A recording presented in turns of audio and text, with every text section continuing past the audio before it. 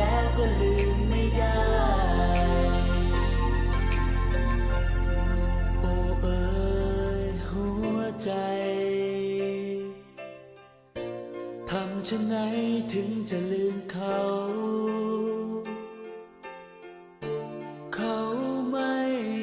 รักเราจะมัวเศร้าอยู่ทำไม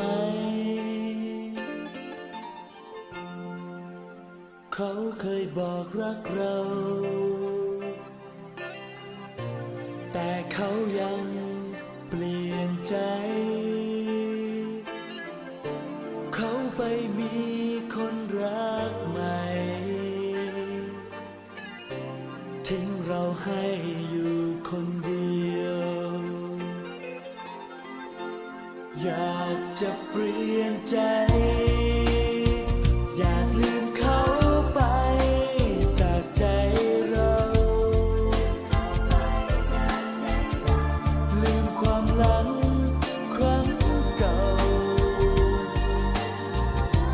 ที่ยังเฝ้าร้อนใจแต่ตัดใจไม่ลงทั้งรักทั้งหลงเขากว่าใคร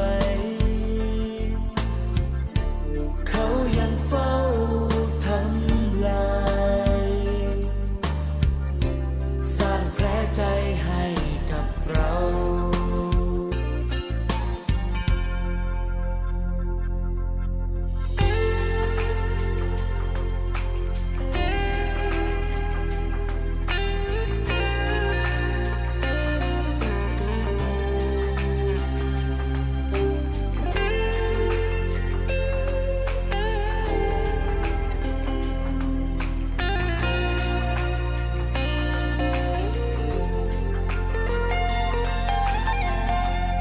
อยากจะเปลี่ยนใจ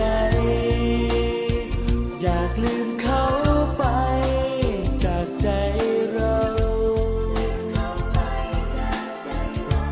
ลืมความหลังครั้งเก่าที่ยังเฝ้าร้อนใจแต่ตัดใจไม่ลงทั้งรักทั้งหลงเขากว่าใครเขายังเฝ้าทำลายสร้างแผลใจให้กับเรา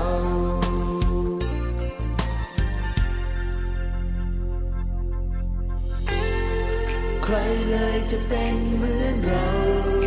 ที่มีแต่ความเหงาใจเขามาจากไปอยากหยุดเวลาไว้ก่อนอยากลืมไม่อยากเสียใจแต่แล้วก็ลืมไม่ได้